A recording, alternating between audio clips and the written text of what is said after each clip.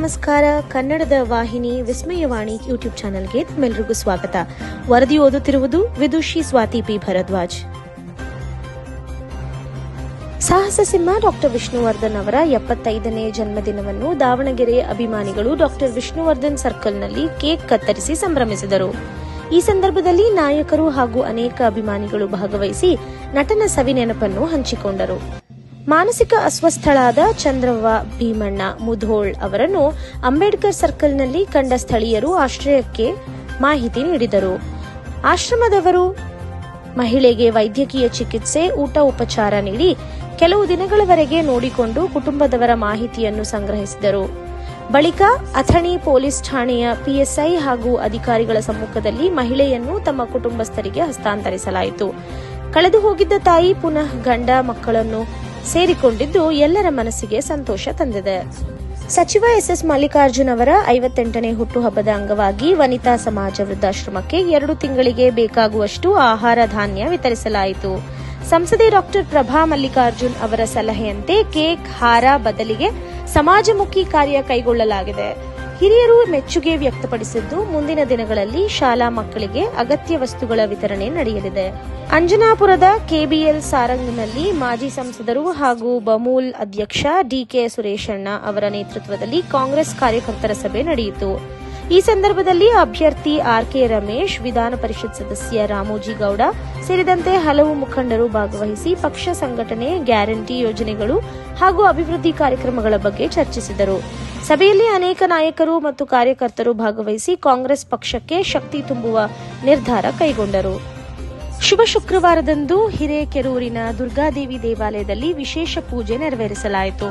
ಭಕ್ತರು ದೊಡ್ಡ ಸಂಖ್ಯೆಯಲ್ಲಿ ಹಾಜರಾಗಿ ದೇವಿಯ ದರ್ಶನ ಪಡೆದು ಧಾರ್ಮಿಕ ಕಾರ್ಯಕ್ರಮಗಳಲ್ಲಿ ಭಾಗವಹಿಸಿದರು.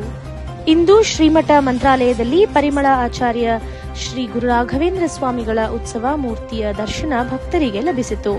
ಭಕ್ತಾದಿಗಳು ಭಕ್ತಿಭಾವದಿಂದ ಪಾಲ್ಗೊಂಡು ಶ್ರೀ ಗುರುವಿನ ಆಶೀರ್ವಾದ ಪಡೆದರು.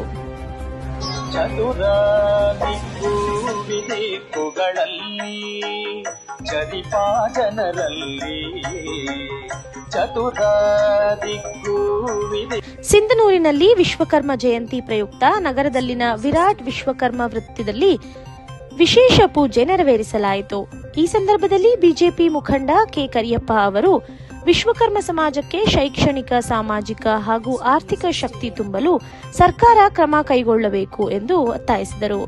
ಮಾಜಿ ಅಧ್ಯಕ್ಷ ವೀರಭದ್ರಪ್ಪ ಹಂಚಿನಾಳ ಅವರು ಜಾತಿ ಸಮೀಕ್ಷೆಯಲ್ಲಿ ವಿಶ್ವಕರ್ಮ ಎಂದು ದಾಖಲಿಸಬೇಕೆಂದು ಕರೆ ನೀಡಿದರು.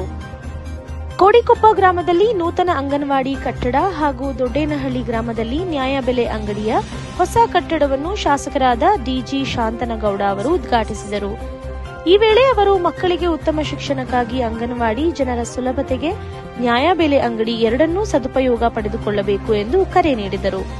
ದಾವಣಗೆರೆ ನಗರದ ಭಾಷಾನಗರ ಮುಖ್ಯ ರಸ್ತೆಯ ಆರೋಗ್ಯ ಕೇಂದ್ರದ ಮುಂದೆ ಹೆರಿಗೆ ವೈದ್ಯರು, ಮಕ್ಕಳ ವೈದ್ಯರು ಹಾಗೂ ಸ್ಕ್ಯಾನಿಂಗ್ ಉಪಕರಣಗಳ ಬೇಡಿಕೆಗಾಗಿ ಆಮ್ ಆದ್ಮಿ ಪಕ್ಷದ ವತಿಯಿಂದ ಧರಣಿ ಸತ್ಯಾಗ್ರಹ ನಡೆಯಿತು. ಈ ಧರಣಿಯಲ್ಲಿ ದೆಹಲಿ ಮಾಜಿ ಶಾಸಕ ರಾಜೇಶ್ ಗುಪ್ತಾ ಪಾಲ್ಗೊಂಡಿದ್ದು, ಜಿಲ್ಲಾ ಆರೋಗ್ಯಾಧಿಕಾರಿಗಳು ಸ್ಥಳಕ್ಕೆ ಬಂದು ಮನವಿಯನ್ನು ಸ್ವೀಕರಿಸಿದರು. ರಾಜ್ಯ ಹಾಗೂ ಜಿಲ್ಲಾ ಮಟ್ಟದ ಆಪ್ ಮುಖಂಡರು, ಕಾರ್ಯಕರ್ತರು ಮತ್ತು ಅನೇಕರು ಈ ಸತ್ಯಾಗ್ರಹದಲ್ಲಿ ಭಾಗವಹಿಸಿದರು. ಮುಖ್ಯಮಂತ್ರಿ ಸಿದ್ದರಾಮಯ್ಯ ಅವರು ಸಮಾಜದಲ್ಲಿ ಅಸಮಾನತೆಯ ವಿರುದ್ಧ ಜಾಗೃತಿ ಮೂಡಿಸಿ ಸರ್ಕಾರದ ಜನಪರ ವಿಚಾರಗಳನ್ನು ಜನರಿಗೆ ತಲುಪಿಸಲು ಮಾಧ್ಯಮಗಳು ಪ್ರಾಮಾಣಿಕ ಪ್ರಯತ್ನ ಮಾಡಬೇಕು ಎಂದು ಸಲಹೆ ನೀಡಿದರು.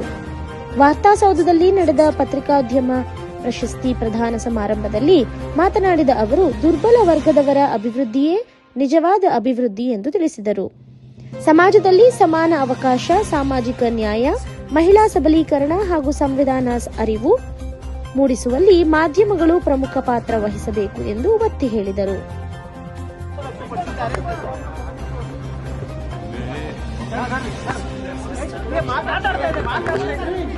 ಬಿಜೆಪಿಯವರು ರಾಜಕೀಯ ಮಾಡ್ತಾ ಇದ್ದಾರೆ. ನೀವು ಕೂಡ, ಪ್ರತಿಯೊಬ್ಬ ಮಿನಿಸ್ಟ್ರಿಗಳು ಕೂಡ ರಾಜಕೀಯವಾಗಿ ಆರೋಪ ಮಾಡ್ತಾ ಇದ್ದಾರೆ ನಮ್ಮ ಮೇಲೆ. ಅದನ್ನ ಕಾಂಗ್ರೆಸ್ ಪಕ್ಷ, ಕಾಂಗ್ರೆಸ್ ಸರ್ಕಾರ ಹಿಂದೂ ವಿರೋಧವಾಗಿದೆ, ಹಿಂದೂಗಳ ವಿರೋಧ ಇದೆ ಅಂತ ಹೇಳ್ತಾ ಇದ್ದಾರೆ. ಅದನ್ನೆಲ್ಲ ನೀವು ಖಂಡಿಸಬೇಕು, ಅದಕ್ಕೆ ಸರಿಯಾದ ಉತ್ತರ ಕೊಡಬೇಕು ಅಂತ ಹೇಳಿದ್ದಾರೆ. ಇದು ಇಂದಿನ ವಿಶೇಷ. ನಿರಂತರ ಸುದ್ದಿಗಾಗಿ ನೋಡ್ತಾ ಇರಿ ವಿಸ್ಮಯವಾಣಿ. ಇದು ಕನ್ನಡಿಗರ ಧ್ವನಿ. ವರದಿ ಓದಿದವರು ವಿದುಷಿ ಸ್ವಾತಿ ಪಿ ಭರದ್ವಾಜ್.